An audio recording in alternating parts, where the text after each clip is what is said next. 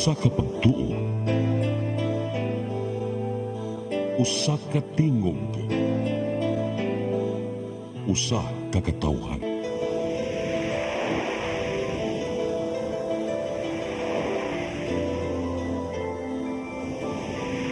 Cebu Catholic Television Network.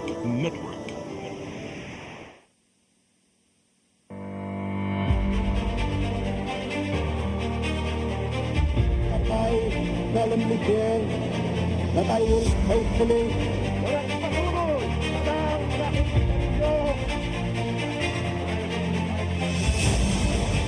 A prosperous and free democracy could be built in the Philippines upon the ruins of war, the prestige of America, and the American way of life.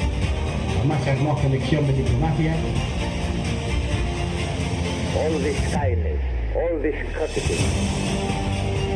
They cannot succeed without the support of the people. We cannot succeed without the support of our people. But I was not fighting for lawyers, but for the people.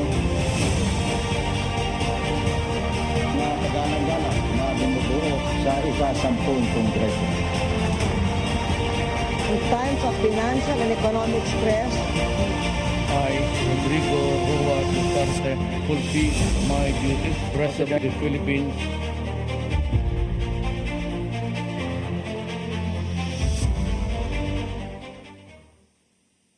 Na magarabi, masanto sa salabit si kaya amin, maya pa, bengi kaya ka, maray na banggi sa inugabos, maupay nga gabi, ayaw nga tanan kita. Maradyaw na doon sa Edyo Urod. O sa mga kauban sa nato mga Pilipino, from Mindanao, Buenas noches, bismillahirrahmanirrahim, ni Rahim, assalamualaikum, warak matuloy talang barakato.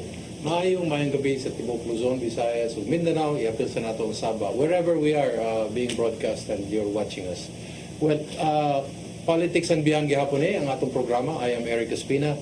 Well, tonight we're going to be discussing something very akin to the coming politics, and something that we should really be considering in terms of what is the citizens' involvement in election watch.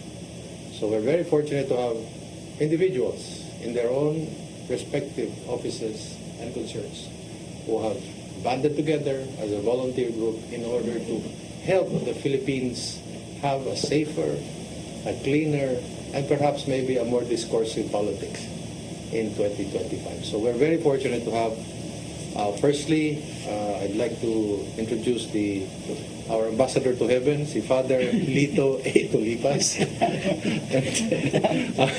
si Mrs. Dorothy M. Maglasang, and then si Mrs. Gloria B. Cuico. Okay. Mayong gabi, welcome to the program, Politics and Beyond, sa Totos Politics o Beyond sa... Beyond. Okay. Let's start off the discussion. Sugdan nato lang simplihon sa kriyot before we go into the more the other issues that have heavier punching. How did si Simple come about? Anybody can jump in. This is just purag narata sa sala. Who was the prime mover? Who was the founder?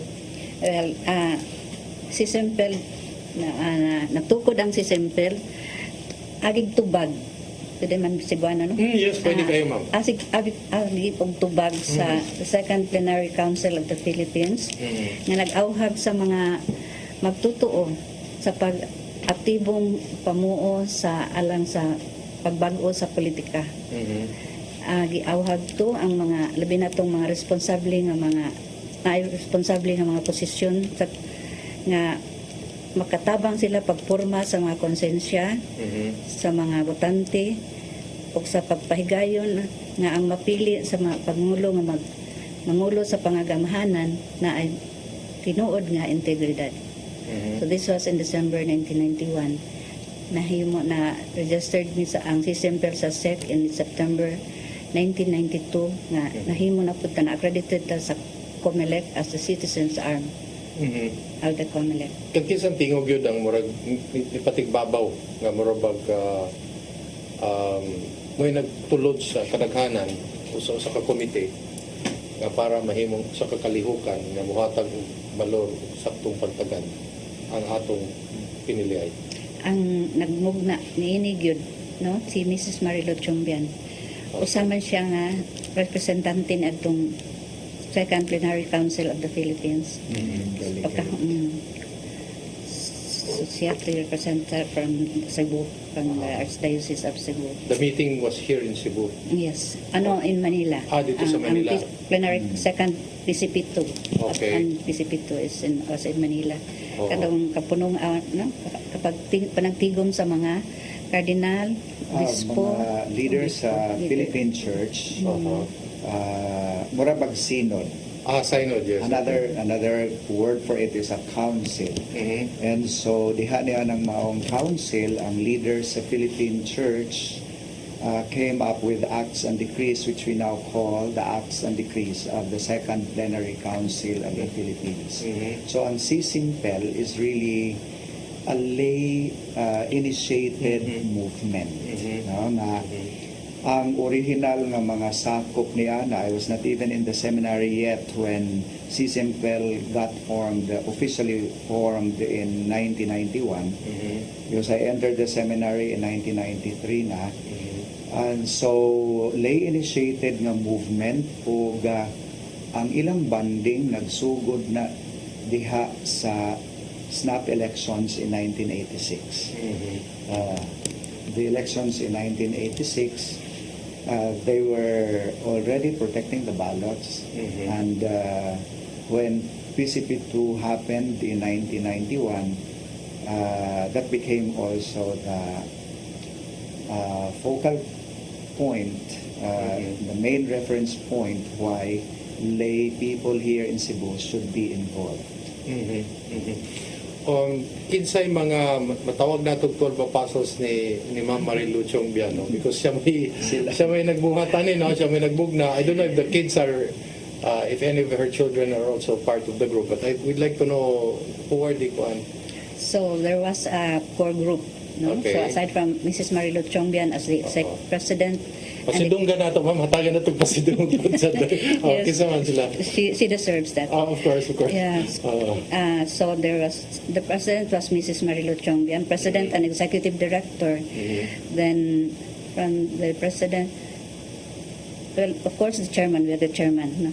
Of the president, Archbishop Jose Palma.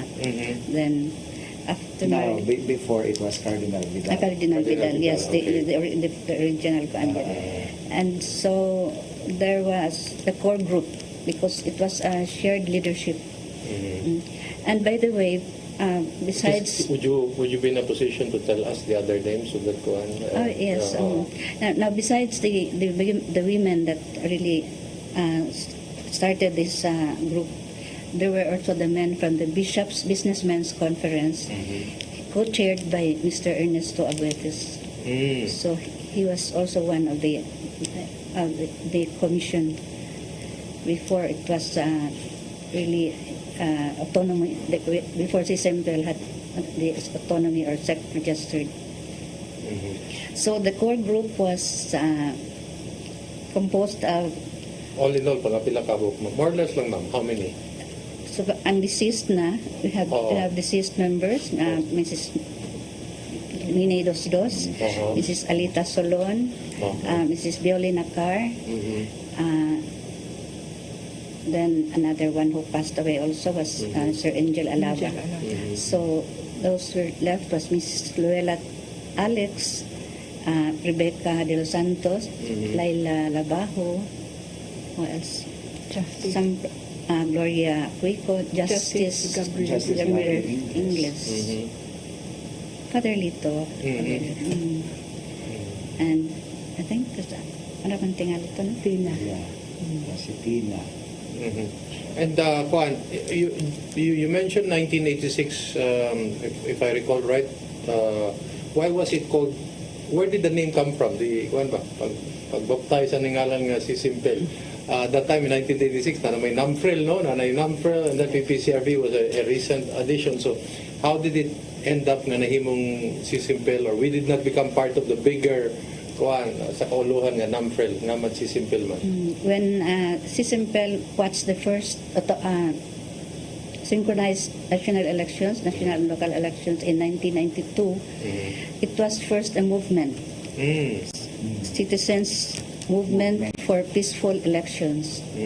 Then after that, Murag mas gwapo tong ngalan na to. Mas mabuo pang ano, citizen movement for peaceful election. No? it was the sige. movement, Okay. no? So after that, there was after the elections, there was a general assembly of all the leaders in the parishes. We have our parish coordinators. So there was an assessment. It was a processing of what went on, and the result of the result, and then it was unanimously agreed on that day that it will move on to citizens' involvement and maturation in people's empowerment and liberation, and it would not limit only to the elections. In between elections, we have formation for our leaders in the parishes towards good governance. How big was the organization in the beginning, and then now, as a point of reference, today, how big is it, and has the direction somehow changed? The faces have changed, and yet the ethos remains the same. Well, the core group, we had also, aside from those I mentioned, also we had also volunteers from the faculties from the University of San Carlos, Miss Grace Bualat, Brinette Abrenica. And so we were many from before COVID, no? We were many. And then when because of the COVID, we tried to limit our activities, especially during that election 2022. So we did not do a poll watching. We limited only to voters assistance center. And as per your question on the quantity of membership, the core group, well, it's say we have only a few now, and then the leaders, but our volunteers are on the ground, are still there, and I think there's a multiplying factor, because from the parents, their children are now also leaders of the parish leaders now. Can you give us an idea so we can wrap our head around it? Before, how many were you? Now, nidaghan mga magbutante, so nidaghan po siguro kamo, ma'am. You mean from the core group or No, the entire ground, organization the sa karon, no? Well, Including the volunteers, kaya importante sa nato sila sila kuan. yes, Volunteers. the latest. So before we say that we had only from 8 to 9,000, but now we give to 10,000 more or less volunteers. And if somebody is listening now, kay kitan matato sa San Negros, Dumaguete, Tagbilaran, ug sa parts in Mindanao and Luzon, usik lang wala si Simbel dito, no? Kaya murag Cebu magyud ni klaro. Cebu magyud no.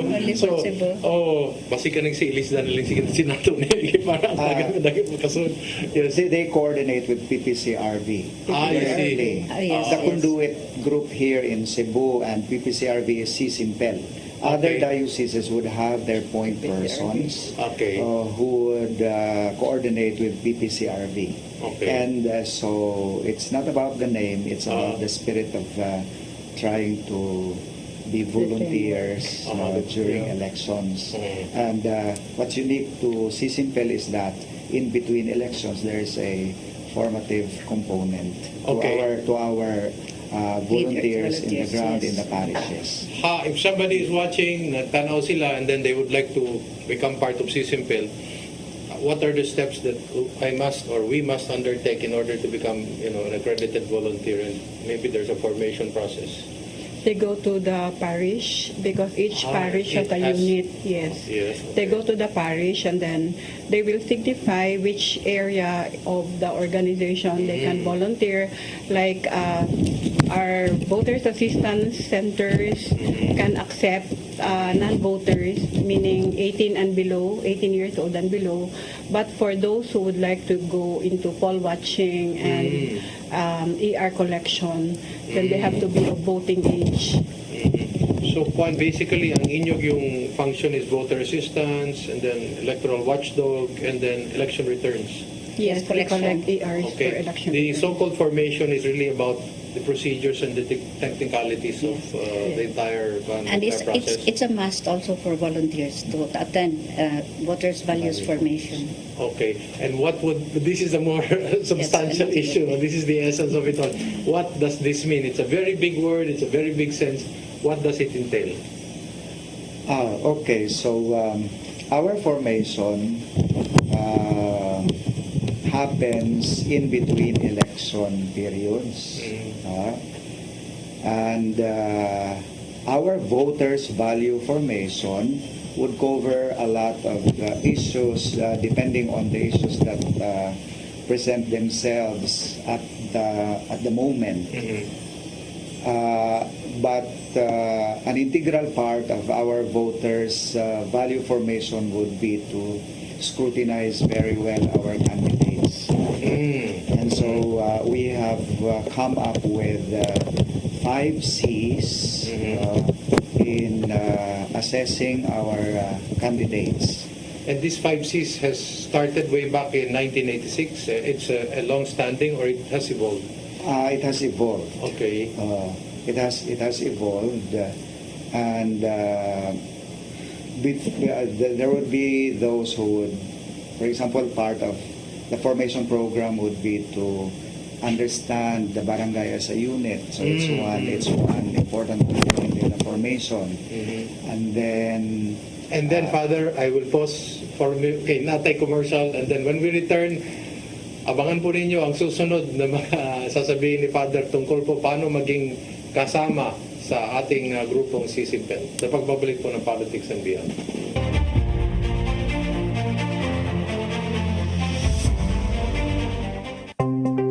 Discover the beauty of the Philippines.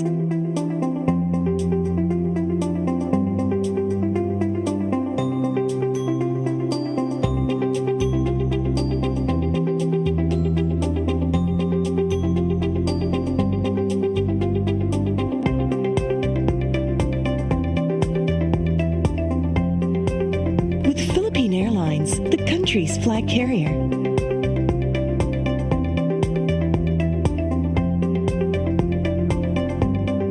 The airline that lets you feel the warmth of the nation.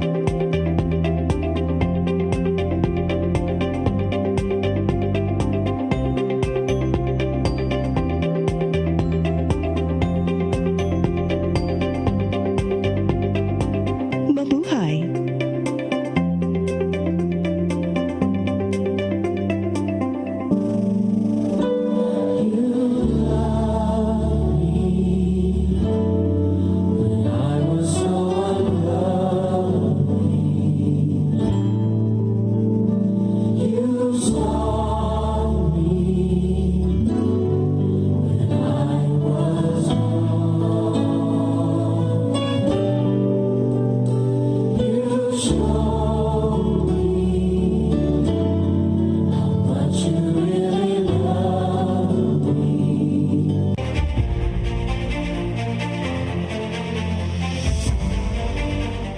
Okay, muli po nagbabalik ang ating programa Politics and Beyond. Kausap pa rin po natin si Father Lito Tulipas, si Mrs. Dorothy Maglasan at si Mrs. Gloria Cuicos. Sila po ang ating mga kasamahan, mga volunteers po. Nagkukusa po para sa ating Sisimpel, isa pong electoral watchdog. So, Father, sorry for the cut.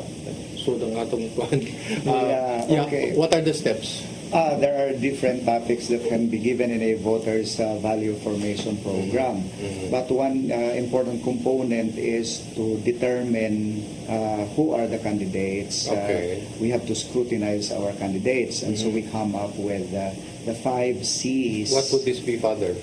Para makakataon po sila. Yes, ang una is we need to know the character of our candidates. That's the first C.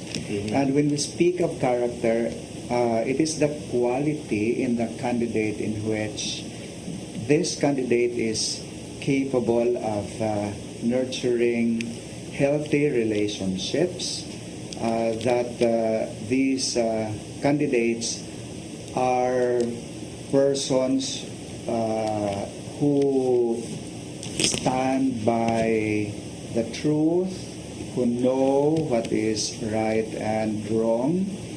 And so we can say that a candidate has character because this candidate is not corrupt. That this candidate fights for the rights of persons. Kaning seeing a corrupt father. Not included. Di pa pala included. That's under character. Character pala na. Okay. That's under character because you have to look at the entire character, so to say, of the person. It's not just one aspect of it, but the totality of the person in which he or she is capable of living a life of integrity. And then the second C is competence. And we tell our voters and also our volunteers to assess the competence of our candidates. They run in the Philippine elections, they run for legislative and executive offices. And so for those who are running for legislative offices, competence means that they should know how to craft laws. That they know the job of legislation. And competence in the executive position means that this candidate can lead in that executive position and is able to execute whatever laws and policies that might benefit the constituents. So it's important that competence is being determined by our voters. So you have character now, competence. And then the third one would be? The third would be that candidates should be capable of consultation or consensus building. Yes. Yeah, consultation or consensus building. Because what can happen is that ang mga candidates can only be seen during the election period. And after that, they are not seen anymore by their constituents. So, for example, in the legislative positions again, they have to consult their constituents about the laws, or whatever decrees in the provincial level or in the municipal level, what can be the laws that can be implemented there and can be crafted for the good of their constituents. And also in the executive position, that they must also be seen with their constituents in order to determine what are the social services that have to be delivered by these these winning politicians. Because it's not just enough that they can initiate, the winning candidates can initiate some projects, but the projects are not really what the people need at the moment. So that is why it is important that we look at candidates in relation to their capacity to build consensus. Because the people know what they want from their leaders. People begin to understand that we are hiring them actually. We are paying them for the job, and so they must deliver. But that can only happen when ang pagpangonsulta o pag-indusтрyahanay hantod makabot baka ang usa ka maayo nga tumong nga buluhaton diha sa usa ka dapit. And then so you have the consensus, competence, character, and then the others, 4 and 5. The fourth C is the candidates in all positions must always seek the common good. Okay. Because the common good in the social teaching of the church is the sum total of those conditions that bring about growth and perfection. Growth, I prefer the term growth, in the lives of men and women. So the common good is actually composed of different different elements, different factors in a given society. For example, the common good requirements here in Cebu City might be different from Another the city. requirements of the common good in Bogo City. Yes, yes. Okay. And there are constants, like for example, there are constants in all places. For example, that peace is required for the common good to thrive. Jobs, no, Yes, yes. among men and women can be an important element in the common good. No? And then protection of the environment, no, is another important factor, because at this point we cannot talk about the common good without including the factor of taking care of our common home. Yes. Because we yes. know that we are in the midst of climate change. We are not yet, we are not looking forward to a future in which climate change will take place. As we are talking about here, we are already affected very much by that. And so the common good must now include the care of our common home. And it's also an important component in the teaching of the church, particularly in Pope Francis's Laudato Si. And then the last one, yes. the last one, I mean, is that conscience. Conscience, Yeah. So conscience is a gift. It is understood as the voice of God in each one of us, no, telling us to do the right thing and to avoid the bad thing. No? In short, summum bonum. Yeah. Yeah. Okay, so that is the Latin phrase for that. And then when we consider conscience as an important C in our voters' value formation, it is specifically about following our formed and informed conscience. So the church does not teach any conscience to be followed. It must be formed and informed. So, for example, if we apply that C to our candidates, can they really tell the voters that it is a conscious decision on their part to run for a particular public office? Or is it just because they are personalities, famous personalities, or scions of dynastic, feudalistic families, and so that makes them run for any public office. And then on the part of the voters, we also have to scrutinize very well the character, the competence, the consensus building, or the consultative ability of the candidates, and then the common good, before we can say that we really vote according to our formed and informed conscience. So it's the last appeal. How important of this 1, 2, 3, 4, 5 is the fear of God? If not the love of God. It falls under the last item. Okay. We are just trying to make a device that people may remember. Yes, yes. But God is always at the center of it all. Even the first one, when you talk about C, the first C, character, it's persons who are self-determined, persons who can nurture healthy relationships are persons who believe in God. And then when we speak of conscience, okay, we say that it is the voice of God that tells us to do the right thing and avoid the wrong thing. And so the faith dimension is always there.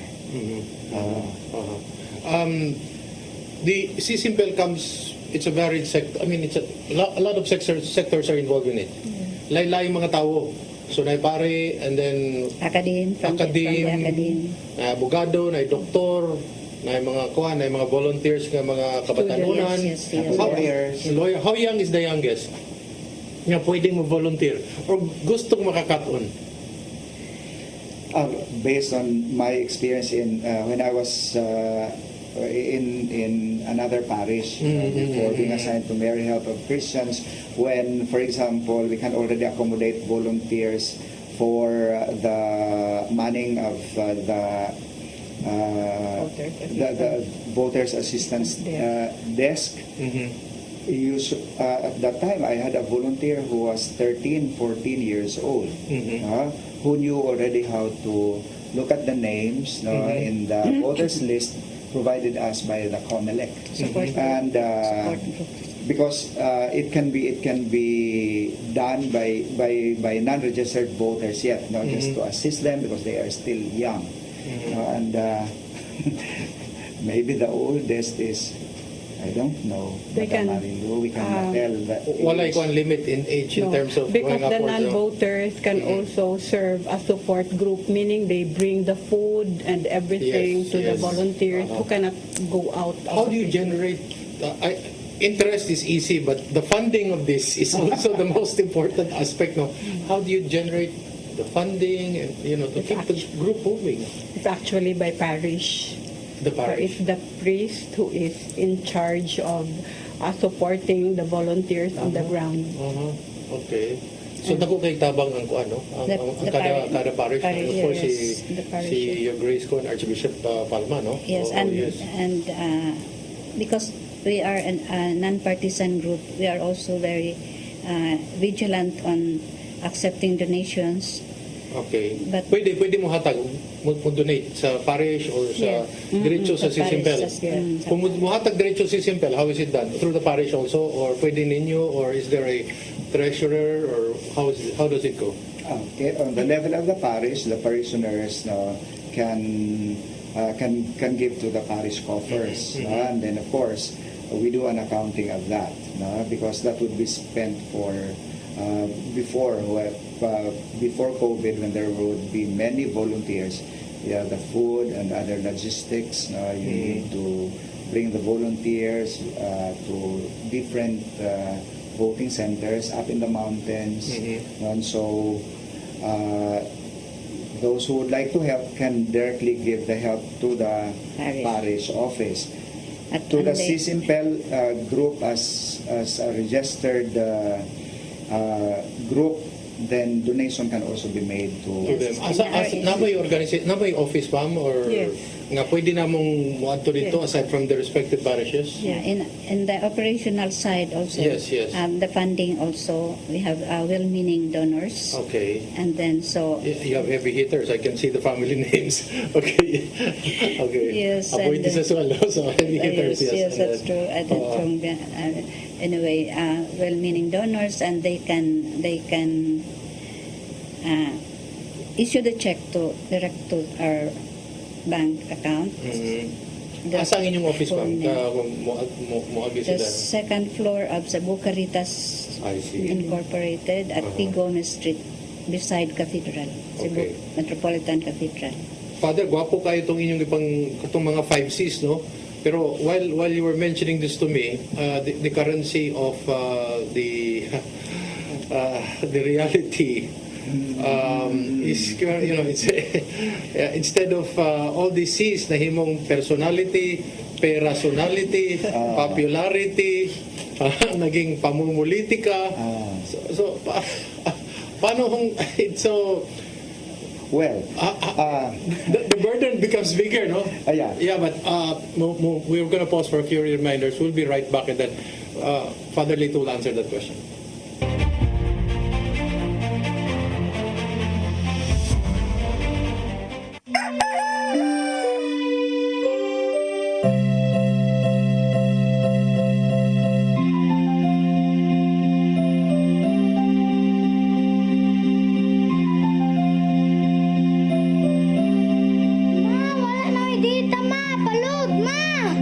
Sorry ma'am, na-late ko.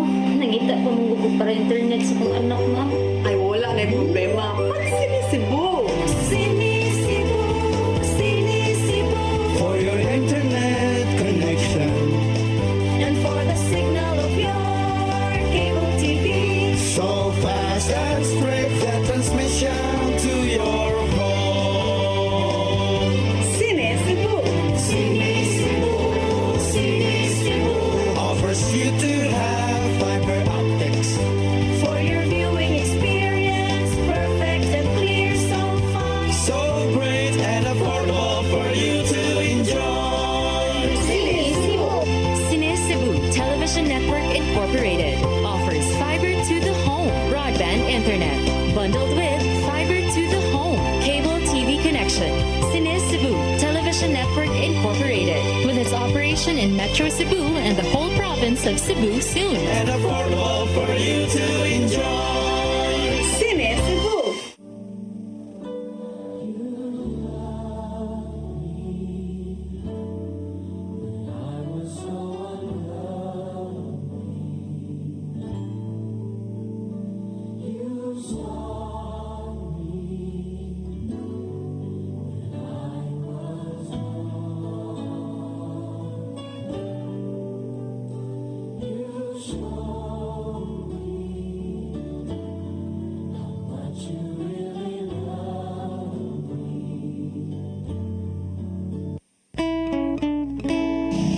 Anong sad man ka? Pero kay ba man ka nga sad ko? Wala lang. Makita lang ako si Mao. Mananagan ba ako?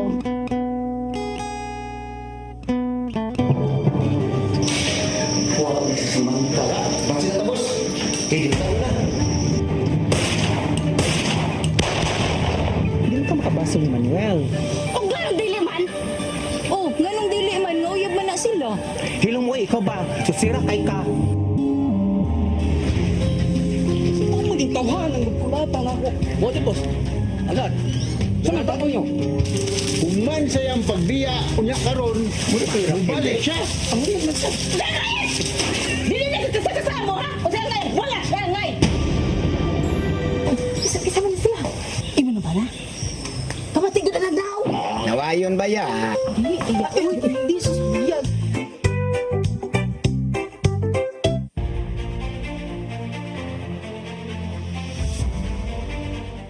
Okay, daghang salamat. Balik na sa atong programa ang kuan, ang Politics and Beyond. Kahinabi ragya po nato si Father Lito Tulipas, Mrs. Dorothy Maglasang ug Mrs. Gloria Cueco.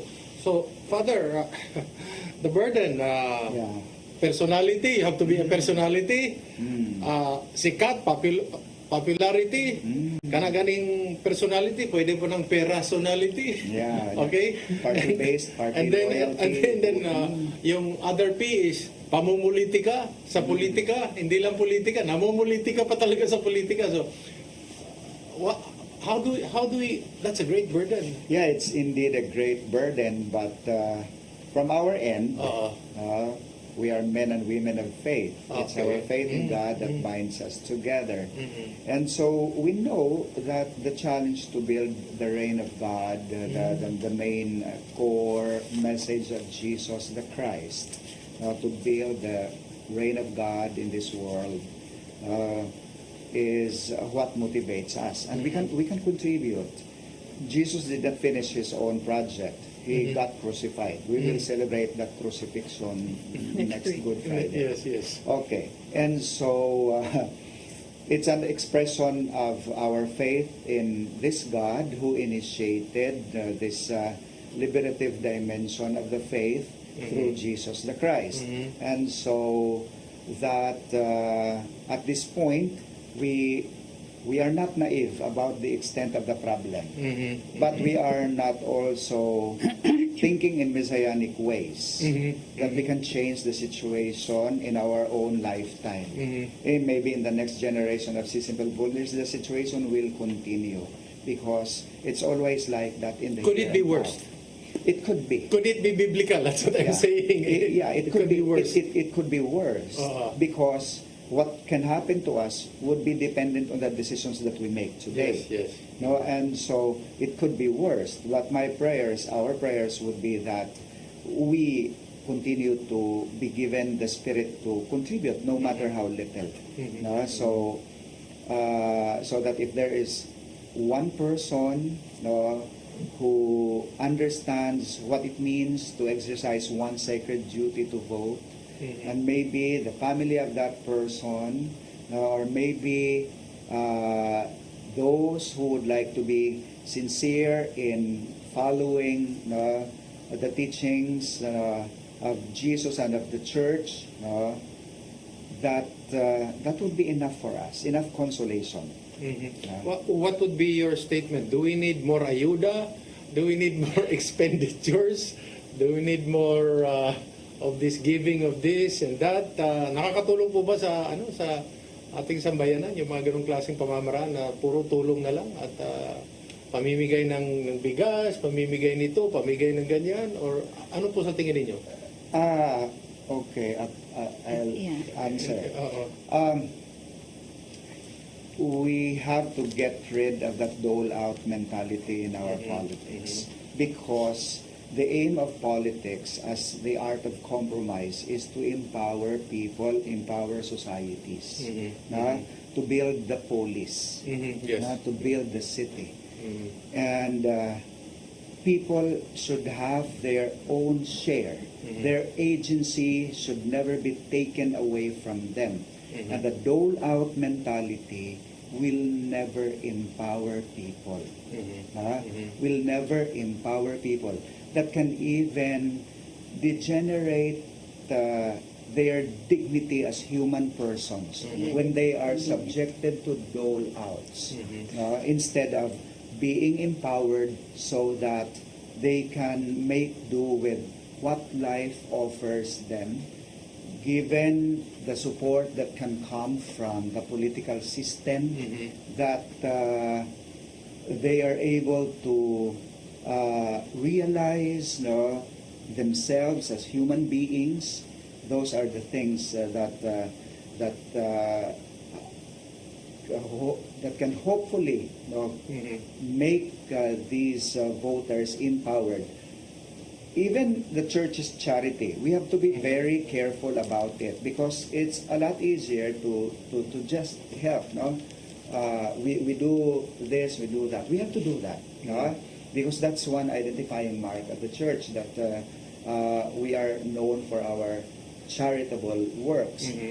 But together with that would always be the component of forming people, so that mutumaw na ang ilang tawhanong digdidan, na kanang dili lang nga magpaabot unsay ilang kadawat ug unsay ihatag, kundi sa ila pod nga kaugalingon pamaagi makaingon sila, I am shaping my own future, I am shaping my own self, because I am an agent unto my own future. And if I may add, Yes, ma'am. and that's precisely what CSEMPEL's vision is, mission, that the people's empowerment, that the people will be empowered. And I think we are visualizing in the future that these empowered people will be transformed. I mean, there's the apostolate of transformation, not that's beyond the welfare or the giving, no? The transformative aspect of that apostolate. I will ask this question of you. You've seen many electoral processes that have transpired in our country, part of our historiography. Has election become more honest, orderly, peaceful, with emphasis on honest, when it was computerized? Because then this brings us to the discussion of Smartmatic, and now it is Miro. Is that part of the discourse that you have, or the discussions that you have among yourselves? Just aside from being, helping voters, being the electoral watchdog, and have you confronted that issue as a group? Has computerized elections really helped make the qualitative aspect of our suffrage more? There's more integrity or more honesty. As umbrella of PPCRB, which advocates for clean, honest, accurate, meaningful elections. Well, but by the way, CSEMPEL is confined only in Cebu. Yes. But they're under the umbrella of PPCRB. PPCRB, yes. And we we send to them the election returns for them to be counted. Yes, yes. So we have almost 92% of the ERs in Cebu, all the municipality cities of Cebu. We forwarded to PPCRB. Now, they had a statement that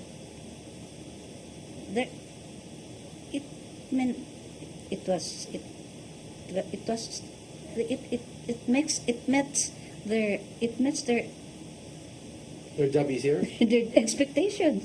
It met their expectation, or did it make the job just simply easier, but did it make the democratic process really through? Because of because there were issues, of course. Now we have. It's Smartmatic, yes, we heard yes. that, but then after that, there was a statement of PCRB released that it was in their case there was. I mean, it was everything was. I mean, not really 100%, but it was clean. It was accurate, honest, and it was a meaningful exercise, electoral exercise. Or could a combination of one manual and one computerized be one way to make it hybrid? Because there are discussions of this nature, and you, especially your group, has a very big voice and participation if you include in the discussions. It's happening actually that there's a random manual audit. There are selected precincts that are subjected to that random manual audit. And the results would be the same. So on that level, we can say that to a certain degree that there was the results were the same between what's in the machine and also in the manual counting, that we can say that there is honesty there. And so the dagdag bawas thing, which was a common occurrence in manual voting, on that level can already be, to a certain extent, prevented. This is my personal take. Machines are still machines, and there are humans behind the machines. And so, no matter how perfect the technology can be, we cannot avoid asking questions about the totality of the integrity of the machines. And so, because it's us humans who can manipulate. Does the change of the system into Miro make it more honest, or what do you think? Or is the system better? I'm asking these questions because there is a thinking that actually people on the precinct level have to be high-tech already to be able to understand the system. It's not just about the counting, but they must really be able to see the technical side of it, which is really more important now that it's no longer manual. So that's why I'm asking these questions. Do we really need people now, or do we need more tech people at the precinct level and teaching them the very system itself and how it runs? Our volunteers are actually also trained for the technical aspect of the work. But of course, we're not involved in the manipulation operations of the machines. We are just there to watch. But actually, I can say na the automated elections actually has made the work of we call them EBs now, easier. But I still like what Father Lito has said, we're still working with machines and it can be manipulated. So, but definitely the work of the electoral board is made easier, and of course in the last elections it was quite peaceful. There were little incidences of mga kagubot, but we are not really also totally sure of the accuracy of the machine because it still can be manipulated. Yeah, I mentioned this because we can't sink our heads into the sand, and you have statements coming from Attorney Glenn Chung, and then Attorney Respicio regarding certain weaknesses they claim on the system. So it's something that we should always take note of, just in case it is true. We continue to be vigilant, even if the system, the coding, the programming itself is well taken care of by the Central Bank of the Philippines. But again, yes, it's an important thing that we continue to be vigilant, given the fact that technology develops at a very fast pace at this time, particularly at this time. I'd like to ask all of you, given that what we have discussed, and we're trying to squeeze a lot of our history into just a 1-hour program, the quality of our candidates, the quality of the discussion, and then the number of candidates that are also running. Those 3 questions, anyone can answer. On the quality of the candidates, we have a very minimal, is the minimum requirement in our constitution for somebody to run for public office is very there is that minimum requirement. You're a Filipino citizen, a resident of a place within this number of months if you are running for that particular office. And so it is well within their right to run for public office. Yes. It's another thing for the voters to carefully scrutinize them. And one thing is that if they win, then they must also strive to learn the ropes of being in that particular position. So that's as far as the quality of these candidates are concerned. In relation to the overall political atmosphere, okay, we need to strengthen further. We need, as people, through our leaders, we need to strengthen our institutions, because our institutions are very weak. Very weak institutions. And so these institutions can crumble when, for example, they get politicized. So that's part of the thing that must be addressed by our leaders. Your own assessments in terms of, is there an actual debate going on, or it's a question of who can dance better, who can make people laugh more, who sings the highest? Ako, sir, I think I can understand also the difficulty on the part of the voter to choose, because there are so many people running for 60 the plus senators. position, Yes. including the party list. There are more than 100 of them, and we only choose one. So it would be very difficult to go into what really are their advocacies. In fact, I myself have not chosen which party list I'm going to vote for. But definitely I'll be voting for the party list that would be maybe pro-senior citizen, pro-women, pro-environment, pro-family. Pro-family. Pro-family, yes. But then, what about the others? What about those who do not have the opportunity to scrutinize, and they do not even know? You know, we were making voters' values formations in the mountain barangays, and part of the voters' value formation was, at the start, we conducted some sort of a mock election, and we how did that turn out? And we told them to write on the left-hand side the candidates that they are going to vote for before they hear the talk, and then on the right side the party list that they would like to choose.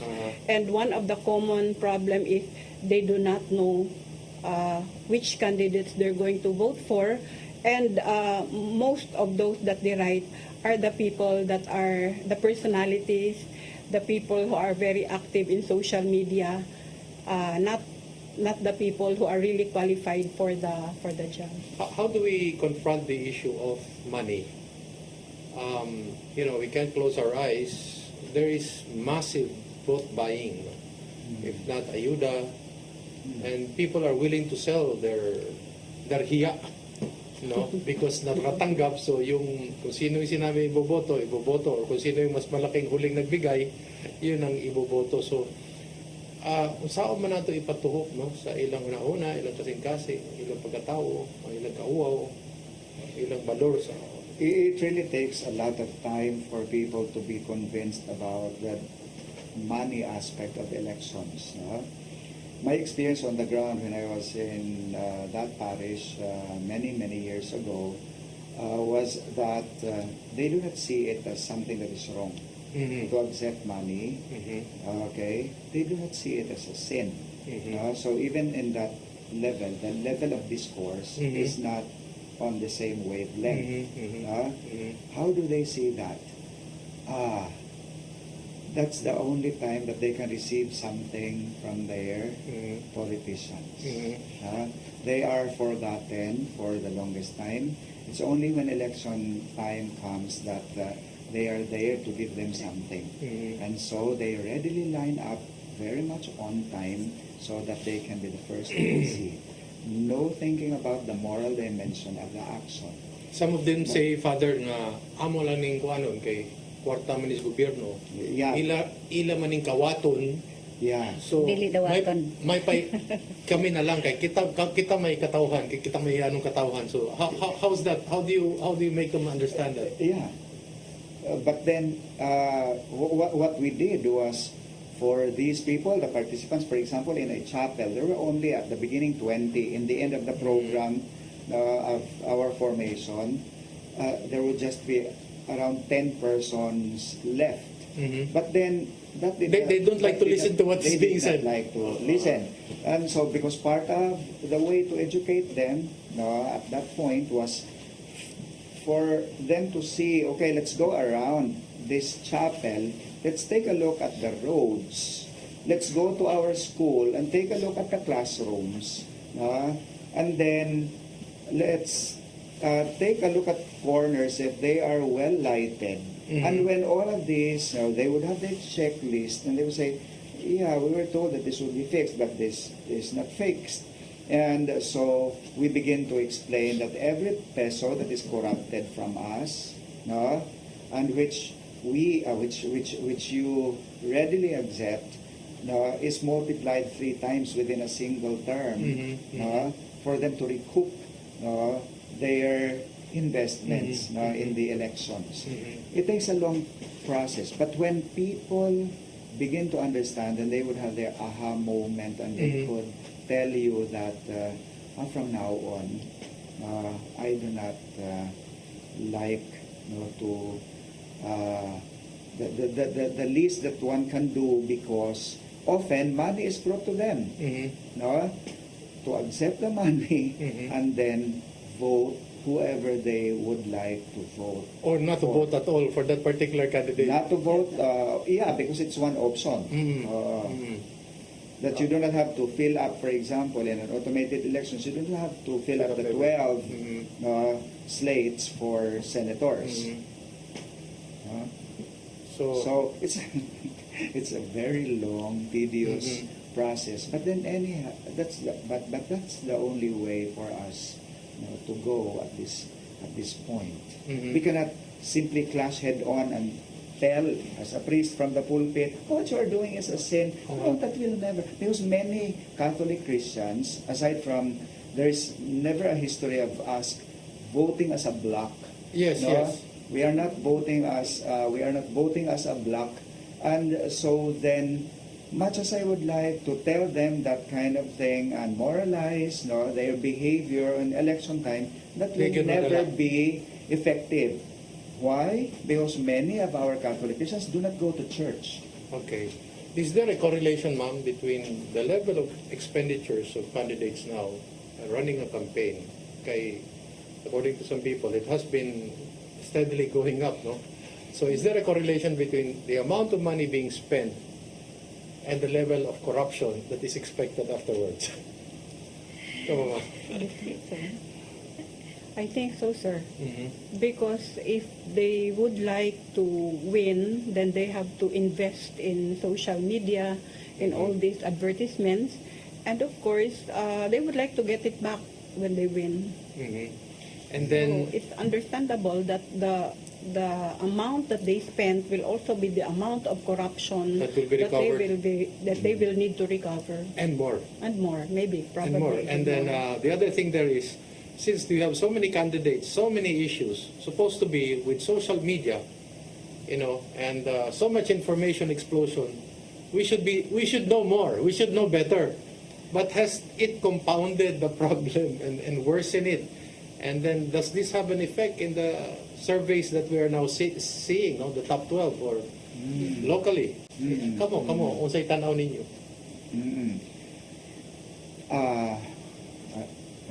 Okay. Well, studies have been made as to the extent of corruption that can happen in a 3-year term of a particular politician in a particular place. It has become more expensive at this time, and so if elections have become more expensive this time, then the politicians have to recover more, and so they may do more corruption in order to recover their expenses. And then when that happens, the cycle will just continue. It becomes a cyclic pattern in this country. But then again, the question for us would be, can we just leave the situation to be like that? No? The figures getting bigger and bigger, elections becoming more expensive. And so that is why we, within our capacity, no matter how small, an act of faith on our part that we try to do something in the area of forming people. And then the surveys, you've been observing the surveys. Is that really reflective of our Republican form of governance, or is it just really a reflection of a sense of populism? And kung kinsa ilado, maro ginay kuan kutob din ha gyud sa inyong pagtanaw. Ang populism is a reality naman na in Philippine politics since the former administration. And in many countries around the world, populism is surging. Within the Philippine context, you cannot avoid that.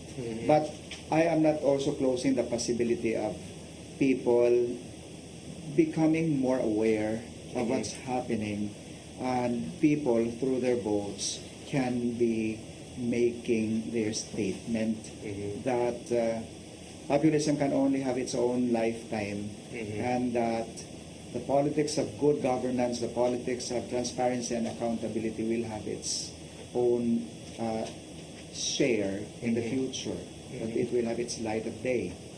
Final question, ma'am, for all of you. What's at stake in 2025? What is at stake for 2025 elections? Well, on my part, I can only say that at the end of the day, we can only we continue to form consciences, and it's the voters' decision that will be that's how their conscience will tell them after the result of what they decide.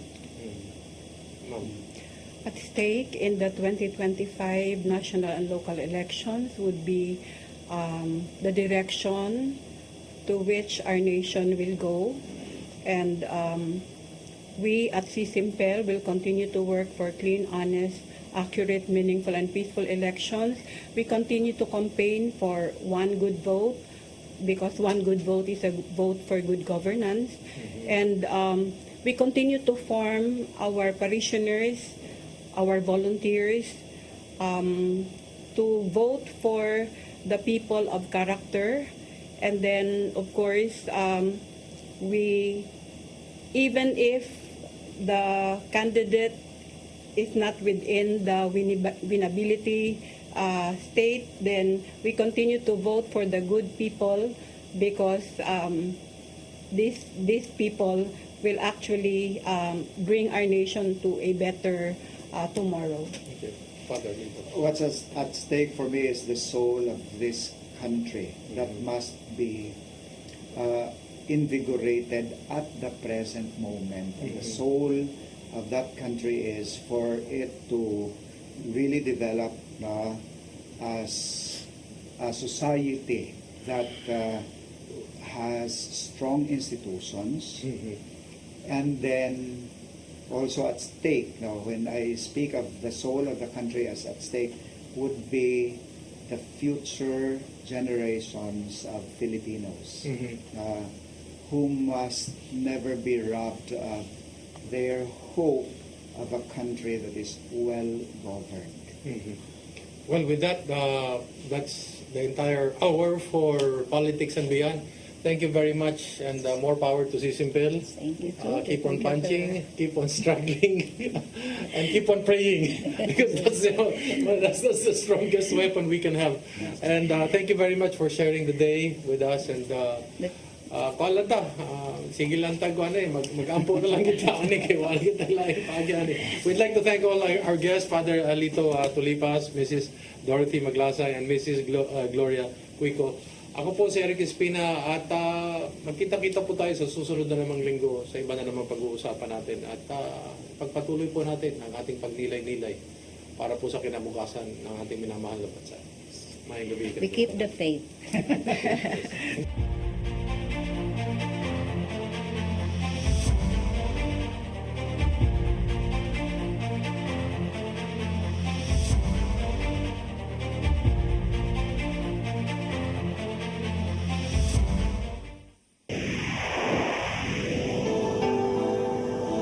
Usa ka